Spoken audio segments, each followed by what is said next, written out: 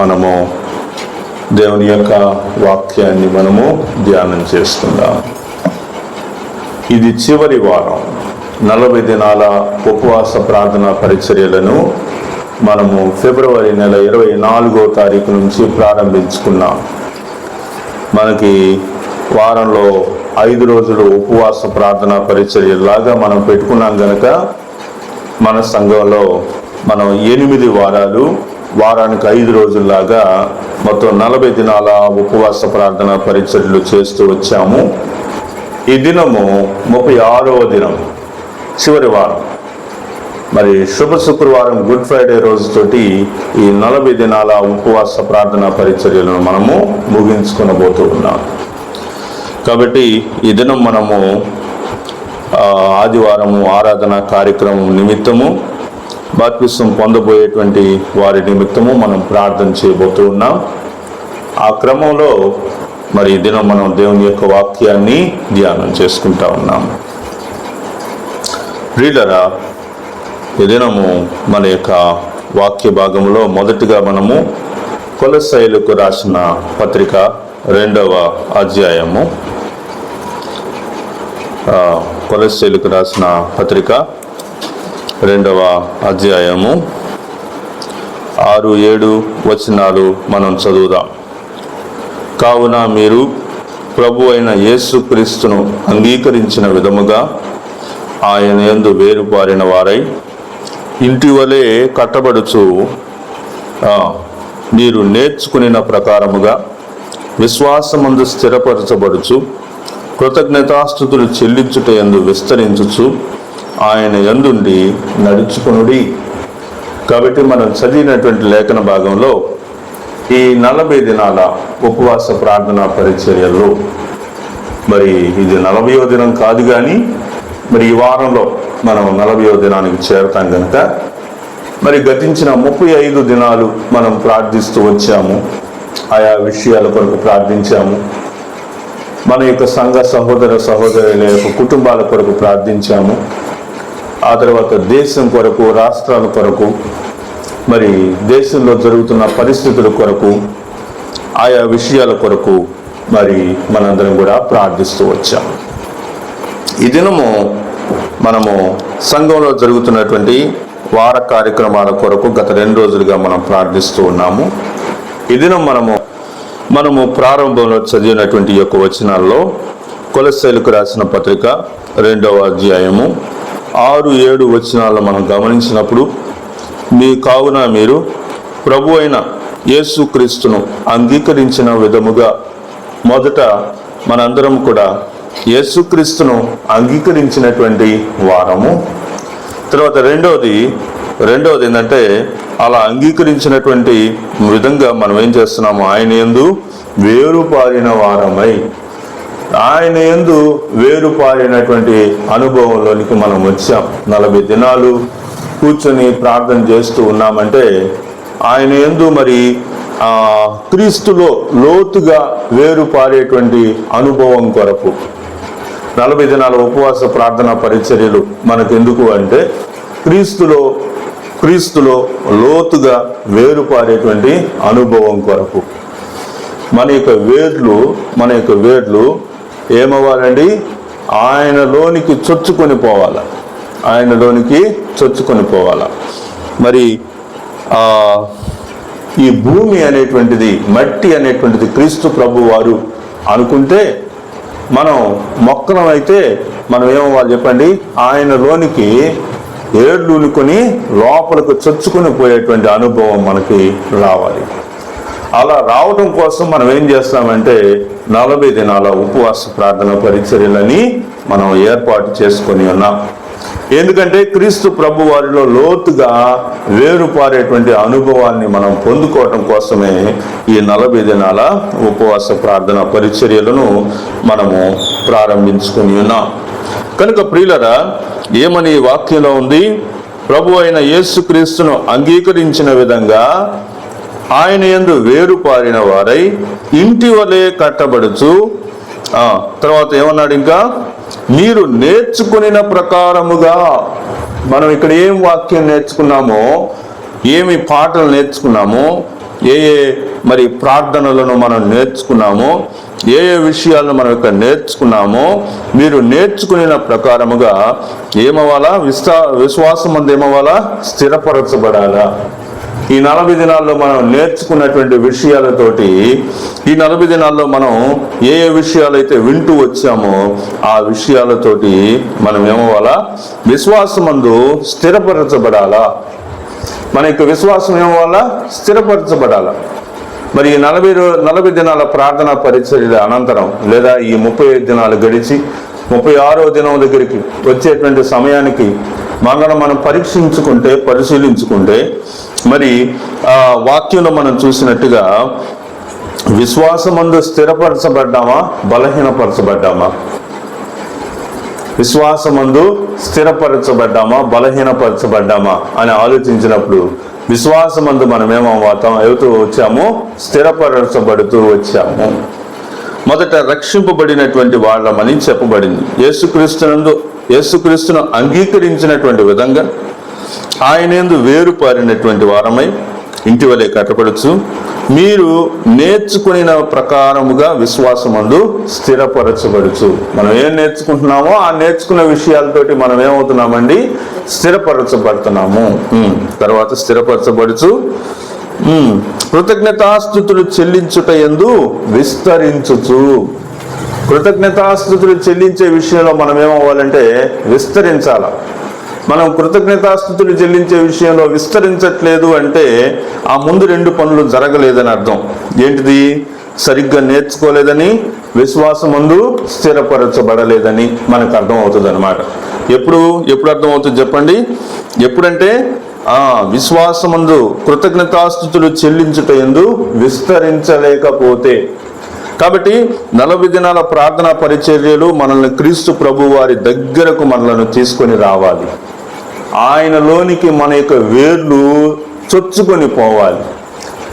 చొచ్చుకొని పోవటం వల్ల ఏమవుతుందంటే ఆయనలో నుంచి వచ్చేటువంటి బలం అనేటువంటిది మన యొక్క చెట్టులోనికి, వేర్ల ద్వారా చెట్టులోనికి వచ్చినప్పుడు ఆ చెట్టు ఏమవుతుంది చెప్పండి? విస్తారంగా ఫలిస్తుంది, విస్తారంగా బలం పొందుకుంటుంది, విస్తారంగా ఫలిస్తుంది అన్నమాట.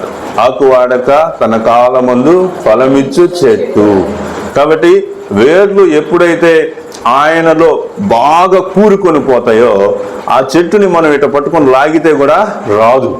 ఎందుకని రాదు?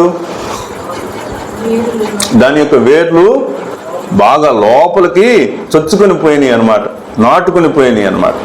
40 దినాల ప్రార్థన పరిచర్యలు మనలను అలాంటి అనుభవంలోనికి తీసుకురావాలి. మనల్ని ఏం చేయాలి? ఈ 40 దినాల ప్రార్థన పరిచర్యలు అలాంటి అనుభవంలోనికి తీసుకుని రావాలని వాక్యం మనకు తెలియజేస్తూ ఉంది. కాబట్టి స్థిరపరచబడుచు కృతజ్ఞతాస్తుతులు చెల్లించుట యందు విస్తరించుచు ఇంకా ఏం చేయాలా? ఆయన యందుండి నడుచుకునుడి.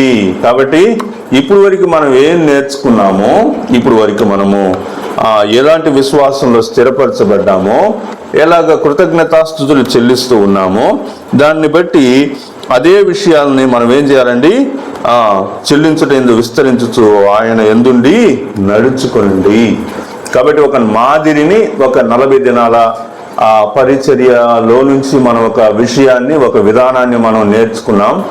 దాన్ని మనం ఏం చేయాలి? ఇక నుంచి దానిలో మనం నడుచుకోవాలి అని చెప్తా ఉన్నారు. సరే, ఈరోజు మనము ఈ యొక్క 40 దినాల ఉపవాస ప్రార్థన పరిచర్య ఏం చేశాము అనే విషయాన్ని అర్థం చేసుకొని ఆ వచనం చివరిలో ఏముంది? వచనం చివరిలో ఆయన యందుండి నడుచుకునండి. కాబట్టి ఒక ప్లాట్ఫామ్ ని దేవుడు మనకు ఏర్పాటు చేశాడు, ఒక విధానాన్ని, ఒక బేస్ ని దేవుడు మనకి ఇచ్చాడు. ఆ బేస్ మీదలో నుంచి మనం ఏం చేయాలంటే ఇంకా పోవటం రావటం అనేటువంటిది మన యొక్క పరిస్థితులని దాని మీద నుంచి కొనసాగించబడాలి అనేటువంటి విషయము మనకి అర్థమవుతా ఉంది. తర్వాత ఈ ఉపవాస ప్రార్థన పరిచర్య వలన, ఈ ఉపవాస ప్రార్థనల వలన దేవుడు నీలో కార్యాలు చేశాడా? 40 దినాలు ఉపవాస ప్రార్థన పరిచర్య జరిగిన మీదట ఈరోజు మనం ఏం చేస్తున్నామంటే, అంటే 40 దినాలు కాదులే, 35 దినాలు గడిచిన మీదట మనం ప్రశ్నించుకుంటున్నాం అన్నమాట. మనం ఏం చేస్తున్నాం? ప్రశ్నించుకుంటున్నాం. ఈ 35 దినాల ప్రార్థనా పరిచర్యలు లేదా ఈ 40 దినాల ప్రార్థనా పరిచర్యలు మనల్ని ఏం చేశాయి, మన జీవితాన్ని ఏం చేశాయి? ఈ 40 దినాల ప్రార్థనా పరిచర్యల్లో జరుగుతూ ఉండగా మనలో ఎలాంటి కార్యాలు జరిగాయి, మనం ఎలాంటి ఉద్దేశాలను నేర్చుకోగలిగాం, ఎలాంటి కొత్త విషయాలు మనలోనికి వచ్చాయి అనే విషయాలు మనము అర్థం చేసుకోవాలి. కాబట్టి ఉపవాస దినాలు ముందటి రోజులతోటి, ఉపవాస దినాలు జరిగిన తర్వాత రోజులతోటి మనల్ని మనం ప్రశ్నించుకుంటే ఏదన్నా మార్పు కనిపిస్తుందా లేదా అనేది ఆలోచించుకోవాలి. ఉపవాస దినాలకు ముందు నా జీవితం ఎలా ఉంది, ఈ 40 దినాల ఉపవాస ప్రార్థనా పరిచర్యలు గడిచిన తర్వాత అప్పుడు నా జీవితం ఎలా ఉంటుంది, ఎలా మారుతుంది, ఎలాగా అవుతుంది అనే విషయాన్ని మనం ఆలోచించుకోవాలన్నమాట. అలా ఆలోచించుకోకుండా ఏదో నామకే వాస్తి వచ్చాము, చేశాము, పోయాము అనుకుంటే దానివల్ల ఉపయోగం అనేది ఏమీ లేదన్నమాట. కాబట్టి ఆ విషయాల్ని మనం జాగ్రత్తగా గమనించాలి. మొదటిగా మనము ఈ 40 దినాల ప్రార్థనా పరిచర్యలు ఈ 40 దినాలకు ముందు ఉండేటువంటి ఆత్మీయ స్థితి, ఈ 40 దినాలు గడిచిన తర్వాత ఆత్మీయ స్థితి అనేటువంటిది ప్రశ్నించుకున్నప్పుడు నీవు ఆత్మీయంగా బలవంతుడు అయ్యావా, ఆత్మీయంగా శక్తిని అందుకున్నావా, ఆత్మీయంగా బలాన్ని పొందుకున్నావా అనే విషయాలతోటి మనము ఆలోచించుకొని చూసుకోవడం చాలా మంచిదన్నమాట. నీవు ఆత్మీయంగా నూతనంగా బలాన్ని పొందినటువంటి అనుభవం నీకు ఏదన్నా ఉందా, ఎలా అనిపించిందా అనేది మనం గమనించాలా. నేను మీ ముందు 10 పాయింట్స్ ఉంచుతాను, 10 పాయింట్లు చెప్తాను. ఈ 10 పాయింట్లు మీరు ఆలోచించుకుంటే ఈ 40 దినాల ప్రార్థన పరిచర్య అనేది మనకి ఎలాగా ఉపయోగకరంగా ఉందో మనం అర్థం చేసుకోవడానికి వీలవుతుంది అన్నమాట. కాబట్టి మొదటి విషయం ఏంటంటే, ఆత్మీయంగా నూతన బలాన్ని పొందుకోగలిగావా, ఆత్మీయంగా నూతన బలాన్ని పొందుకోగలిగావా? ప్రభువారిని జ్ఞాపకం తెచ్చుకుందాం మనం. ప్రభువారు 40 దినాలు ఆయన అపవాది చేత శోధింపబడిన మీదట 11వ వచనం, మత్తయి సువార్త 4వ అధ్యాయం 11వ వచనం, అక్కడ మనం గమనించినప్పుడు, అంతటా అపవాది ఆయనను విడిచిపోగా ఇదిగో దేవదూతలు వచ్చి ఆయనకు పరిచర్య చేసిరి. ఇంకొక అధ్యాయంలో ఏముంటుందంటే ఆయనను బలపరచిరి అనేటువంటి మాట కూడా మనం చూస్తాం. కాబట్టి ఆయన 40 దినాల ఉపవాసం అనంతరం, 40 దినాలు ఉపవాస ప్రార్థన అనంతరం బలపరచబడేటువంటి విషయం మనకి కనిపిస్తుంది. ఈ ఉపవాస ప్రార్థనలు అనేటువంటి వాటి వెనుక ఒక బలమైనటువంటి విషయాన్ని మనం పొందుకుంటాం, ఒక బలమైనటువంటి విషయాన్ని మనం పొందుకుంటాం. నేను ఏ బలమైనటువంటి విషయాన్ని పొందుకున్నాను అనేటువంటిది తర్వాత పాయింట్స్లో మనకి అర్థమవుతుంది. కాబట్టి మొదటి విషయం ఏంటంటే, ఈ 40 దినాల ప్రార్థన పరిచర్య తర్వాత నేను ఏమి బలాన్ని పొందుకున్నాను అనేటువంటి విషయాన్ని మనము అర్థం చేసుకోవాలి.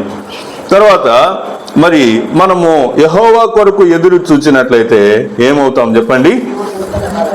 నూతన బలము పొందుతాం. కాబట్టి ఈ 40 దినాలు మనం ఇక్కడ ఏం చేసాం? ఈ 40 దినాలు మనం ఏం చేసాం? ఇక్కడ యెహోవా కొరకు ఎదురు చూచినట్లే కదా. ఈ 40 దినాలు మనం ఇక్కడ ఉండి యెహోవా కొరకు ఎదురు చూచినటువంటి స్థితే కదా. ప్రభువా ఇదిగో నా పరిస్థితి, ప్రభువా ఇదిగో దేశం పరిస్థితి, ప్రభువా ఇదిగో ఈ సంఘం పరిస్థితి, ఆయా నీ కొరకు నేను ఎదురు చూస్తా ఉన్నాను, ప్రభువా నీ కార్యం కొరకు ఎదురు చూస్తున్నానని మనం గోజాడి మొర్రపెట్టి ఆయన సన్నిధిలో అడగటానికే కదా మనం ఇక్కడికి చేరి వచ్చి ఉన్నాం. అలాంటప్పుడు మనం యెహోవా కొరకు ఎదురు చూచినటువంటి వారమే కదా. మరి అలా ఎదురు చూచినటువంటి వారమైతే దేవుని ద్వారా ఎలాంటి నూతన బలం మనం పొందుకున్నాం? యెహోవా కొరకు ఎదురు చూచువారు నూతన బలము పొందుదురు, వారు పక్షిరాజు వలె రెక్కలు చాచి పైకి ఎగురుదురు, అలయక పరిగెత్తుదురు, సొమ్మసిల్లక నడిచిపోవుదురు. అలసట, సొమ్మసిల్లేటువంటి స్థితి ఆత్మీయ స్థితిలో ఇక ఉండదు. ఈ 40 దినాల ప్రార్థన పరిచర్య వలన, దేవుడిచ్చేటువంటి బలము వలన మనకి ఏం కలగకూడదు, లేకపోతే ఏం కలగదు అంటే అలసట, సొమ్మసిల్లేటువంటి స్థితిగతులు మన యొక్క ఆత్మీయ జీవితంలో మరి కలగవు అన్నమాట. అదేంటి కలగవు అని చెప్తావు? కలిగితే కలగవు. ఎందుకంటే దేవుడు అలాంటి బలాన్ని, నూతన బలాన్ని ఆయన మనకు ఇస్తాడు కనుక.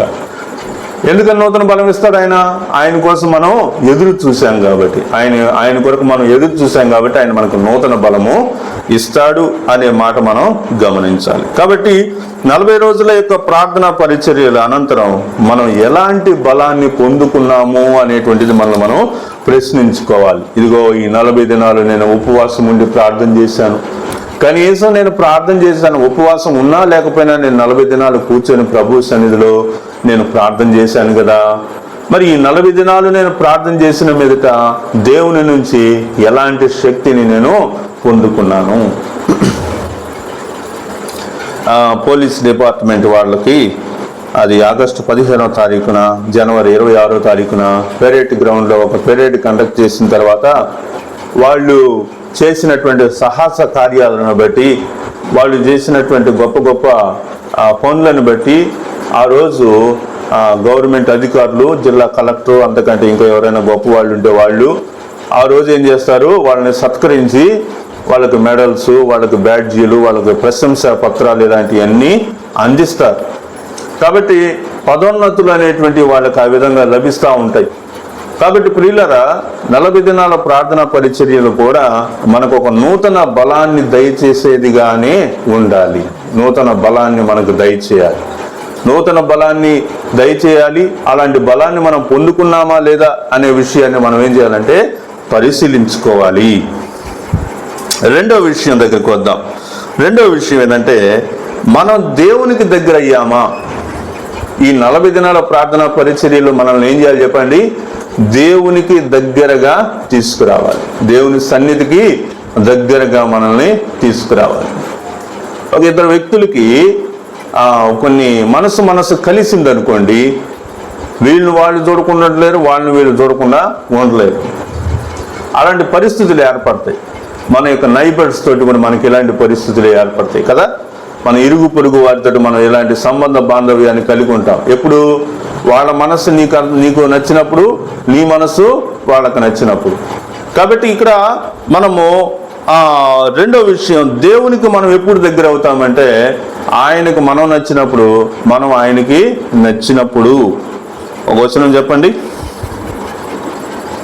నా యందు మీరును మీ యందు నా మాటలను నిలిచి ఉండిన ఎడల మీకేది ఇష్టమో మీరు అడుగుడి, అది మీకు అనుగ్రహింపబడును.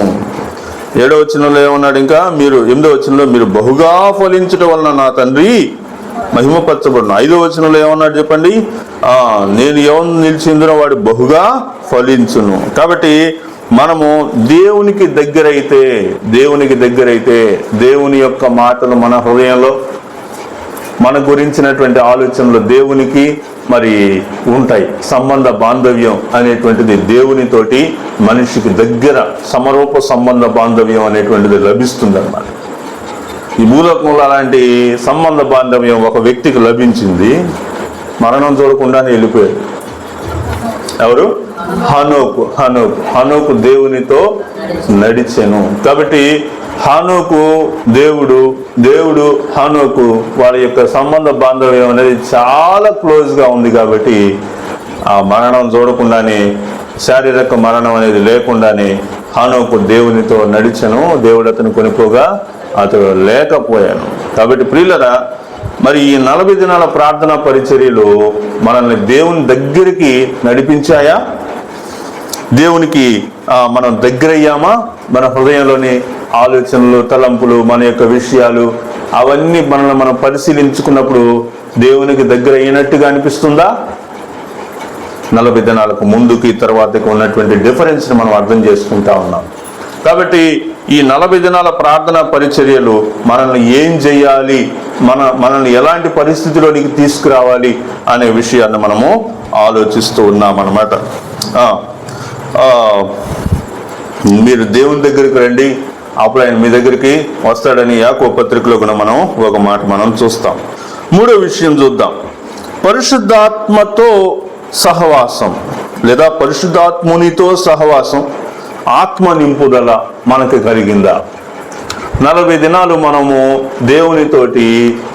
దేవునితోటి కలిసి ఉన్నప్పుడు 40 దినాలు మనం ప్రభుతోటి కలిసి ఉన్నప్పుడు, 40 దినాలు మనం ప్రార్థనలో మరి సమయం గడిపినప్పుడు, 40 దినాలు ఆయన సన్నిధికి మనం వచ్చినప్పుడు జరిగేటువంటి విషయాలు ఏంటంటే పరిశుద్ధాత్మునితో సహవాసం. ఎవరితో సహవాసం?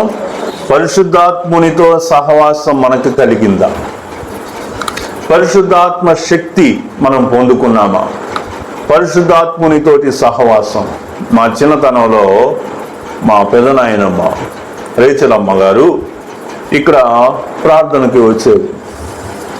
అప్పుడు కూడా ప్రతిరోజు మధ్యాహ్నం ప్రార్థన జరిగేది. ప్రార్థన జరిగినప్పుడు ఇక్కడికి వచ్చి కూర్చొని ప్రార్థన చేస్తూ ఉండేది. ప్రార్థన చేస్తా ప్రార్థన మధ్యలో అవునయ్యా, అవును ప్రభు, అవును నువ్వు చేస్తావయ్యా, నువ్వు చేస్తావు అని గట్టిగా మాట్లాడేది. ఉంచినటువంటి వాళ్ళు పరిశుద్ధాత్మ దేవుడు మాట్లాడుతున్నాడు అని చెప్పేసి, పరిశుద్ధాత్మ దేవుడు మాట్లాడుతున్నాడు అని చెప్పేసి చెప్పేవాళ్ళు. కాబట్టి ఇక్కడ మనం అర్థం చేసుకోవాల్సినటువంటి విషయం ఏంటి అంటే పరిశుద్ధాత్మునితో సహవాసం. పరిశుద్ధాత్మునితో సహవాసం, పరిశుద్ధాత్ముని యొక్క ఆత్మ నింపుదల అనేటువంటిది మనకి కలిగిందా లేదా అనే విషయాన్ని ఆలోచించాల. యోహాను సువార్త 16వ అధ్యాయము 13వ వచనం మనం చూస్తే అక్కడ ఉంటుంది, అయితే ఆయన అనగా సత్యస్వరూపి అయిన ఆత్మ వచ్చినప్పుడు మిమ్మును సర్వసత్యములోనికి నడిపించును. ఆయన తనంతట తానే ఏమియో బోధింపక వేటిని వినునో వాటినే బోధించి సంభవింపబో సంగతులను మీకు తెలియజేయను. మా పెదనాయనమ్మ సంభవింపబోయేటువంటి విషయాలు ముందుగా చెప్పేది. నువ్వు చేయి, ఇది దేవుడు చేస్తానన్నాడు, దేవుడు కాదంటున్నాడయ్యా, దేవుడేం మాట్లాడలేదయ్యా, దేవుడేం చెప్పట్లేదయ్యా అని చెప్పేది. కాబట్టి సంభవింపబోయేటువంటి సంగతులు మనకి పరిశుద్ధాత్ముని యొక్క సహవాసం ద్వారా మనకి తెలియపరచబడుతుంది. 40 దినాల ప్రార్థన పరిచర్యలో మనకి జరగాల్సినటువంటి 3వ విషయం ఏంటంటే పరిశుద్ధాత్మునితోటి సహవాసం అనేది మనకి కలగాలి. పరిశుద్ధాత్మని మనం పొందుకోవాలి. అందుకే నాన్నగారు ఆ కీర్తన కూడా రాశాడు. ఏంటది? ఆత్మనందుము పరిశుద్ధాత్మనందుము. పరిశుద్ధాత్మను మనం తక్కువగా ఆలోచించకూడదు. పరిశుద్ధాత్ముడు ఎలాగైనా రావచ్చు, ఎలాగైనా మన మీదకి రావచ్చు. వాళ్ళు మేడగది మీద ఉండి వాళ్ళు ఆత్మను పొందుకున్నప్పుడు వాళ్ళు భాషలతో మాట్లాడారు. వాళ్ళు మరి ఆ వచింపశక్యము కానటువంటి మాటలు మూలుగులు అనేటువంటి వాటిని మనం వింటూ వచ్చాము. కాబట్టి పరిశుద్ధాత్ముడు వచ్చినప్పుడు ఆయన ఎవరికి ఎలాంటి తలాంతునిచ్చాడో, ఎవరికి ఎలాంటి కృపనిచ్చాడో దాన్ని వారి ద్వారా మరి వినియోగపరుస్తాడు, లేదా వాని ద్వారా పరిశుద్ధాత్మ శక్తి ద్వారా ఆ కార్యాలు వెలువరింపజేస్తాడు అన్నమాట. స్టెఫను కూడా ఆకాశం వైపు కన్నులెత్తి ఆకాశం తెరవబడేటయు మనుష్య కుమారుడు కుడిపార్శ్వమున నిలుచుని ఉండుటయు చూచుచున్నానని చెప్పాడు. పరిశుద్ధాత్మ శక్తి ద్వారా పరలోకపు దర్శనాలు మనం చూడగలుగుతాం. పరిశుద్ధాత్మ శక్తి ద్వారా జరగబోయేటువంటి విషయాలు మనం ముందుగా చెప్పగలుగుతాం. మన సంఘంలో మరి ఆ పరిశుద్ధాత్మ శక్తిని అనుభవించినటువంటి వారు, జరగబోయేటువంటి విషయాలు ముందుగా చెప్పినటువంటి వాడు. నాన్నగారు కూడా చాలాసార్లు జరగబోయేటువంటి విషయాలు ముందుగా ఆయన చెబుతూ వచ్చారు. కాబట్టి పరిశుద్ధాత్మ శక్తిని మనం పొందుకున్నామా 40 దినాల ప్రార్థన పరిచర్య తర్వాత? పరిశుద్ధాత్మ శక్తి మనలో ఎంతవరకు మరి పరిశుద్ధాత్ముడు నన్ను నడిపిస్తున్నాడని, పరిశుద్ధాత్మ శక్తి ద్వారా నేను నడిపింపబడుతున్నానని ఎంతమంది గ్రహింపు కలిగి ఉన్నారో ప్రశ్నించుకోవాలి. కాబట్టి ప్రియులరా, మనం 4వ విషయాన్ని చూద్దాం. 4వ విషయం ఏంటి అంటే పాపము నుండి విడుదల, లేదా పాప బంధకాల నుండి విడుదల మనం పొందుకున్నామా? 40 దినాల ప్రార్థనా పరిచర్యలో తరువాత పాప బంధకాల నుంచి మనం విడుదల పొందామా లేదా అనే విషయాన్ని మనం గుర్తించాలి. ఇంతకుముందు జీవితంలో 40 దినాలకు ముందు నేను ఎలాంటి పాపాలు చేస్తున్నానో, ఈ 40 దినాల తర్వాత కూడా నేను అలాంటి పాపాల ఎడల వాంఛ కలిగి ఉన్నానా లేదా? పాపం చేస్తున్నాను లేదు కదా, ఆ పాపం ఎడల వాంఛ నాకు ఇంకా ఉందా? ఇది గమనించాలి, అర్థం చేసుకోవాలి. ఏంటంటే పాపం చేయటం కాదు నేను అంటుంది, పాపం ఎడల ఇంకా వాంఛ కలుగుతుందా? పాపం చేయి, పాపం చేయి, పాపం చేయి, పాపం చేయి అనేటువంటి ఒక ప్రేరణ ఇంకా కలుగుతుందా? ఇంకా 40 దినాల ప్రార్థన పరిచర్య జరిగిన తర్వాత ఆ ప్రేరణ తగ్గాలన్నమాట. నిజానికైతే ఆ ప్రేరణ ఏమవ్వాలా? తగ్గాలి. చేతులు కాళ్ళు ఊగులాడుతూ ఉన్నాయి, డాక్టర్ దగ్గరికి పోయావు, 40 రోజులు ఈ మందులు వాడు అని చెప్పాడు. 40 రోజులు ఆ మందులు వాడితే అదంతా షేకింగ్ తగ్గిపోయి నార్మల్గా అయిందనుకోండి, ఆ తేడా ఉన్నట్టే కదా? తేడా ఉన్నట్టేనా మందులు వేసుకోవటం వల్ల? అదేవిధంగా 40 దినాల ప్రార్థన పరిచర్య అనంతరం పాప బంధకాల్లో నుంచి విడుదల కలిగిందని నీకు అనిపిస్తుందా? 5వ విషయం, నీ పిలుపును కూర్చున్నటువంటి స్పష్టత నీకు లభించిందా? నీ పిలుపు ఏంటి? దేవుడు నిన్ను ఎందుకు పిలిచాడు? ఈ భూలోకంలో నీవు ఏం పని చేయాలి? పిలుపు అనగానే మీరు సేవ పరిచర్య అనుకోకూడదు. పిలుపు అంటే దేవుడు ఈ భూలోకంలో నిన్ను సృజించి నీకు ఒక పనిని ఏర్పాటు చేశాడు. ఏంటి ఆ పని? ఆ పనిని నువ్వు గ్రహించావా? దేవుడు నీకు చెప్పినటువంటి వాగ్దానం, దేవుడు నీకు ఇచ్చినటువంటి వాగ్దానాన్ని అనుసరించి ఆ పని ఏంటో నువ్వు గ్రహించావా? కాబట్టి ఈ 40 దినాల ప్రార్థన పరిచర్య ద్వారా ఏమవుతుందంటే ఆయన నీ యొక్క పర్పస్ ఏంటి, ఈ భూలోకంలో నీ యొక్క పని ఏంటి, నువ్వు చేయాల్సినటువంటి కార్యాచరణ ఏంటో దేవుడు నీకు మరి చాలా క్లియర్గా ఆయన మీకు చెప్తారు. అందుకే సామెతల గ్రంథం 3:6 ఆ మాట అంటాడు, నీ స్వబుద్ధిని ఆధారం చేసుకోనకుండా నీ పూర్ణ హృదయంతో నీ యొక్క ఆలోచనలన్నీ కూడా దేవునికి ఎదుట ఉంచు, అప్పుడు ఆయన నీ త్రోవలను సరళం చేస్తాడు. కాబట్టి నీ యొక్క పిలుపును గురించి, నీ జీవితాన్ని గురించి, దేవుని యొక్క చిత్తం ఏంటో నువ్వు గ్రహించటానికి ఈ 40 దినాల ప్రార్థన పరిచర్యలు ఎంతగానో ఉపయోగపడతాయి. తర్వాత మనము 6వ విషయం చూస్తా ఉన్నాం, చూడండి. నీ అంతరంగంలో శాంతి, స్వస్థత, మనసు స్వస్థత ఇది చాలా ముఖ్యమైనటువంటి విషయం అన్నమాట. అందుకే మీ తలంపులకు కావలి కాయును అనేటువంటి మాట కూడా మనం చూడగలుగుతాం. ఫిలిప్పీలకు రాసిన పత్రికలో ఆ మాట మనం చూడగలుగుతాం. ఫిలిప్పీలకు రాసిన పత్రిక 4వ అధ్యాయము 4 నుంచి 7 వరకు మనం చూసినప్పుడు, ఎల్లప్పుడూ ప్రభువు నందు ఆనందించుడి, మరలా చెప్పుదును ఆనందించుడి, మీ సహనమును సకల జనులకు తెలియబడనీయుడి, ప్రభు సమీపముగా ఉన్నాడు, దేన్ని గురించి చింతపడుకుడి గాని ప్రతి విషయంలోనూ ప్రార్థనా విజ్ఞాపనముల చేత కృతజ్ఞతాపూర్వకముగా మీ విన్నపములు దేవునికి తెలియజేయడి. అలా చేస్తే అప్పుడేమవుతుందండి? అప్పుడు సమస్త జ్ఞానమునకు మించిన దేవుని సమాధానము క్రీస్తు యేసు వలన మీ హృదయములకు మీ తలంపులకును కావలి ఉండును. కాబట్టి సమస్త జ్ఞానమునకు మించినటువంటి సమాధానము, ఇది సమాధానం అనేటువంటి హృదయంలో ఉన్నప్పుడు అదే గొప్ప స్వస్థత కార్యానికి కారణం అవుతుందన్నమాట. ఇది 40 దినాల ప్రార్థన పరిచర్యల వలన నీకు లభించిందా లేదా అని నువ్వు ప్రశ్నించుకోవాలి. ఇంకొక 7వ మాట చూద్దాం, చూడండి. సమయం అయిపోయింది, నేను త్వరగా ముగిస్తాను. మరి ఈ యొక్క 7వ విషయం ఏంటంటే ఫిలిప్పీలకు రాసిన పత్రిక 2వ అధ్యాయంలో ఉంటుంది. 1 నుంచి 5వ వచనం వరకు మనం చూసినప్పుడు, క్రీస్తునకు కలిగినటువంటి ఈ మనస్సు కావున క్రీస్తునందు ఏ హెచ్చరిక అయినను, ప్రేమ వలన ఆదరణ అయినను, ఆత్మయందు ఏ సహవాసమైనను, ఏ దయారసమైనను, వాత్సల్యమైనను ఉన్నాయట్లా మీరు ఏం చేయాలండి? ఇవన్నీ ఉంటే ఏం చేయాలా? మీరు ఏక మనస్కులగునట్లుగా ఏక ప్రేమ కలిగి ఏకభావము గలవారిగా ఉండి ఒక్కదాని యందే మనసుంచు నా సంతోషము సంపూర్ణము చేయుడి. కాబట్టి 40 దినాల ప్రార్థనా పరిచర్యల వలన 40 దినాల ప్రార్థనా పరిచర్యలో మీరు ప్రార్థిస్తూ వచ్చినటువంటి దానికి గాను మీకు ఏం కలగాలండి? నా సంతోషము సంపూర్ణము చేయుడి అని ప్రభువు చెప్పినట్లుగా ఆయన యొక్క సంతోషం, ఆయన ఏ విషయాన్ని బట్టి సంతోషపడతాడో దాన్ని మనం చేశామా? నీ హృదయాన్ని ప్రభువు చూసినప్పుడు, ఈ సహోదరుడు తన యొక్క హృదయంలో ఉండేటువంటి ఈ విషయాల వలన నన్ను ఎంతో సంతోషింపజేస్తున్నాడు అని చెప్పేసి అని ప్రభు అనుకోనగలడా? ఒక రైతు పొలం వేశాడు, పొలంలో పంట అది ఏమంటారు జొన్న, సజ్జో, రైసో వేశాడు. పంట వచ్చినప్పుడు రైతు ఏం చేస్తాడు? ఆ పంటను చూసి చాలా సంతోషపడతాడు కదా. అమ్మయ్య, నేను వేసిన దానికి తగినటువంటి ప్రతిఫలం వచ్చింది అని సంతోషపడతాడు.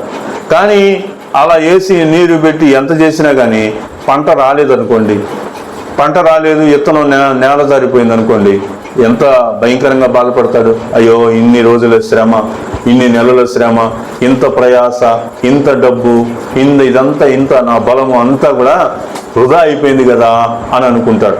కాబట్టి అదే విధంగా ఇక్కడ మనం గమనించినప్పుడు ఏం చేయాలండి, పైన ఉన్నటువంటి విషయాలన్నిటినీ మనం కలిగి ఉన్నప్పుడు, అలా ఉంచినప్పుడు నా సంతోషమును సంపూర్ణము చేయండి. కాబట్టి ప్రభు యొక్క సంతోషం ఏదైతే ఉందో, ప్రభు దేన్ని బట్టి సంతోషిస్తాడో అది నేను చేయాలి. ఇక నేను ఎక్కువ ఉదాహరణలు చెప్పాల్సిన అవసరం లేదు. 3-4 వచనాలు మీరు చదువుతూ 5వ వచనంలో ఏమన్నాడంటే, క్రీస్తు యేసునకు కలిగిన ఈ మనస్సు మీరును కలిగి ఉండండి. మొదటిది ఏం చేయాలంటే ఆయన యొక్క సంతోషాన్ని మనం నెరవేర్చాలా. రెండోది ఏం చేయాలంటే కష్టాన్ని కలిగించకుండా చూడాలా. ఏం చేయాలా? కష్టాన్ని కలిగించకుండా చేయాలా.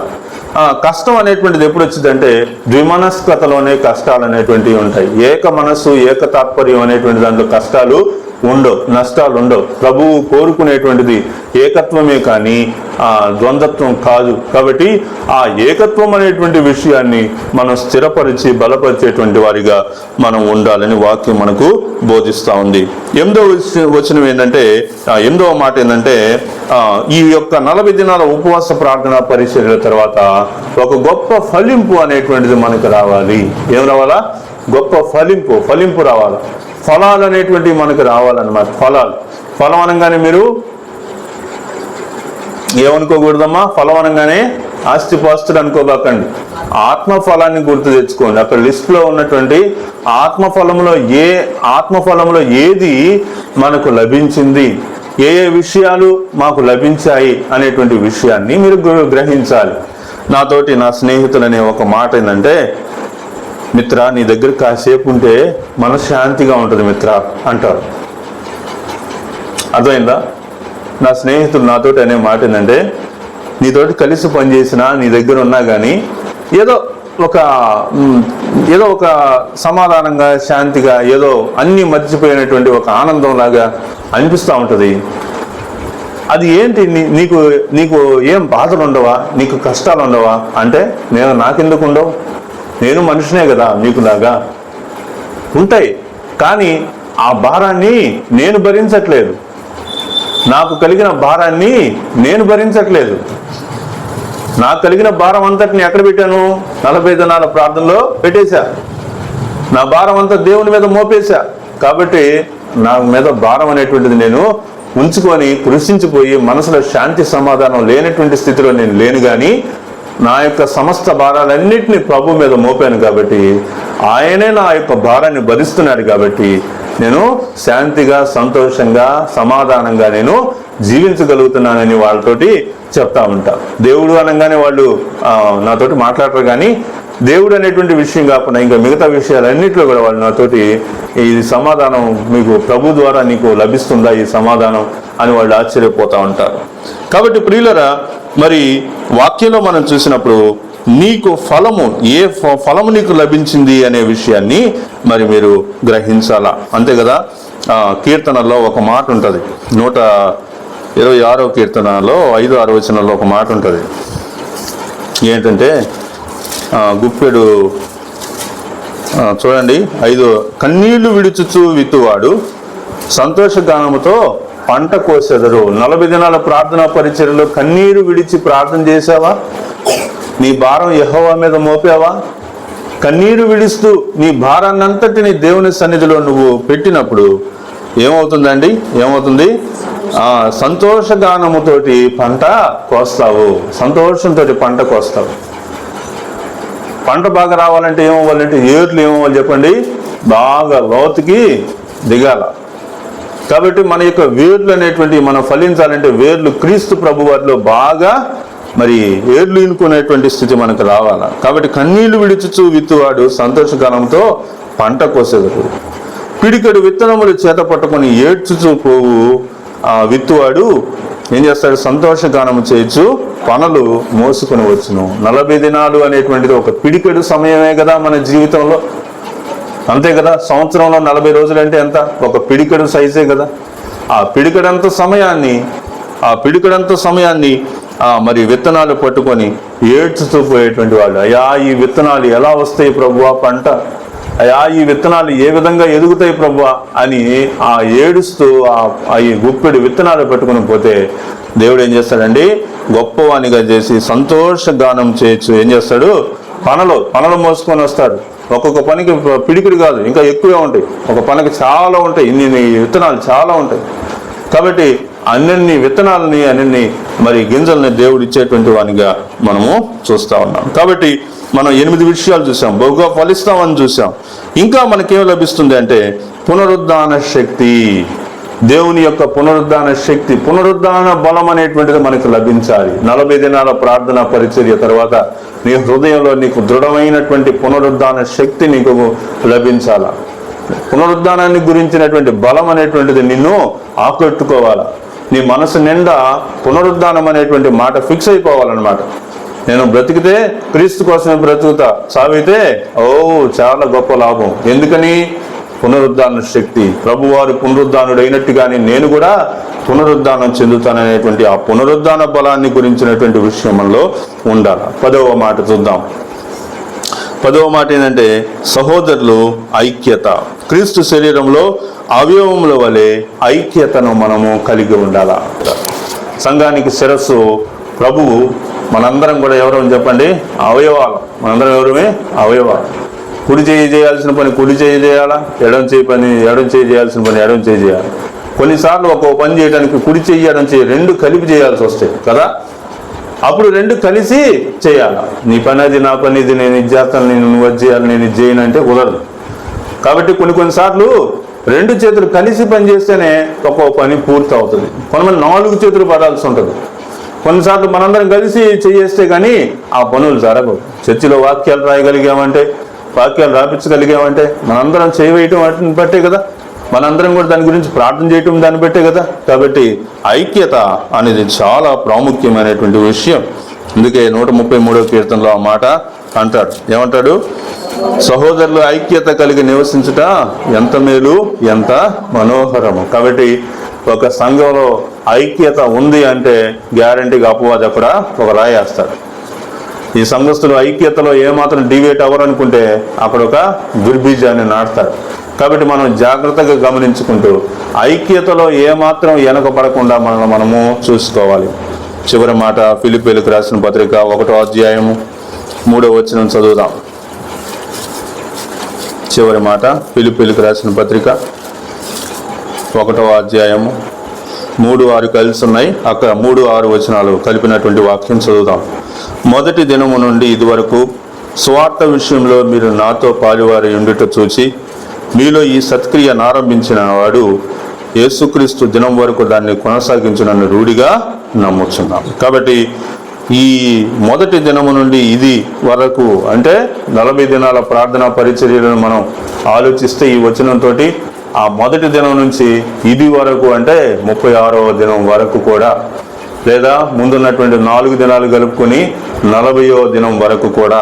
కాబట్టి ఈ యొక్క దినాలన్నిట్లో కూడా స్వార్థ విషయంలో మీరు నాతో పాలువారై ఉండుట చూచి, నాతో పాలువారై ఉండుట అంటే ఈ యొక్క సంఘ పరిచర్యలో పాలువారై ఉండుట చూచి ఏమంటున్నాడండి? మీలో సత్క్రియ, అది మనం చెప్పాలి మన నోటితో. ఏముంది? మీలో ఈ సత్క్రియ. కాబట్టి ఈ 40 దినాల ప్రార్థన పరిచర్యలు అనేటువంటిది ఒక సత్క్రియ. ఈ యొక్క సత్క్రియను ఆరంభించిన వాడు ఎవరంటే యేసుక్రీస్తు దినం వరకు దాన్ని కొనసాగించునని రూఢిగా నమ్ముతున్నాము. ఒక పనిని మనం ప్రారంభించినప్పుడు అది బుధవారం ప్రార్థన, గురువారం ప్రార్థన, ఆదివారమా, లేకపోతే స్వార్థ కూడిక, లేకపోతే 40 దినాల ప్రార్థన, ఏదైనా ఒక పనిని మనం ప్రారంభిస్తే అది ఎప్పటి వరకు కొనసాగించాలా? ఎప్పటి వరకు? క్రీస్తు రాకడ వరకు. అక్కడ ఏమన్నాడు చెప్పండి? ప్రభు దినము దాన్ని కొనసాగించునని. యేసుక్రీస్తు దినం వరకు అన్నాడు. యేసుక్రీస్తు దినం, ప్రభు దినం వరకు, ఆయన రాకడ వరకు మనం ఏం చేయాలి? దాన్ని కొనసాగించాలా అనేటువంటి మాట రూఢిగా నమ్ముచున్నాను. గనుక మీ అందరి నిమిత్తం నేను చేయు ప్రతి ప్రార్థనలో ఎల్లప్పుడూ సంతోషముతో ప్రార్థన చేయొచ్చు.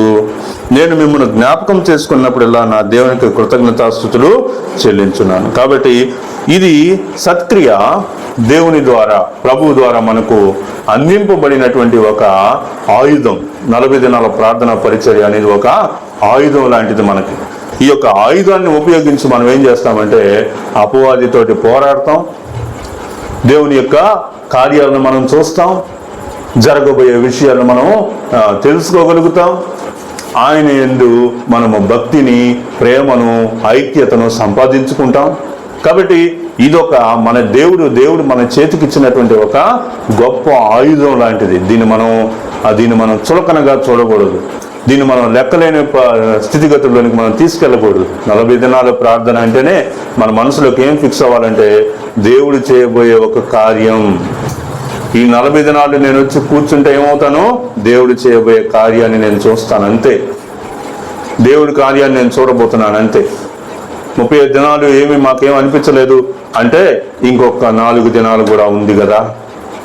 36 దినాల వరకు నేనేం గమనించలేదు అంటే మీరు ఇంకేం ఆలోచించాలా? ఇంకొక 4 దినాలు ఉంది. అక్కడ ప్రవక్త వెళ్ళి చెప్పాడు, వెళ్ళి మేఘం మీద చూసిరాపో, ఏమన్నా తేడా ఉందేమో చూసిరమ్మన్నారు. పోయి చూసేస్తే ఏమీ లేదని చెప్పాడు. మళ్ళీ చూసిరాపో అన్నాడు. మళ్ళీ చూసి వచ్చేటప్పటికి ఏముందంటే అక్కడ అరచెయ్యంత మేఘం ఉంది. ఎంత ఉంది?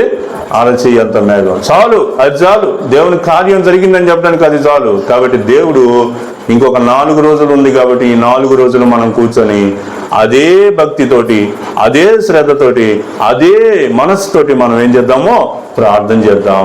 దేవుడు గొప్ప కార్యాలు మన యొక్క జీవితంలో నెరవేర్చును గాక. దేవుడు ఈ 40 దినాల ప్రార్థనా పరిచర్యలను మన యొక్క వెనుకల్లో, మన యొక్క జీవితాల్లో ఆశీర్వాదకరంగా మార్చును గాక.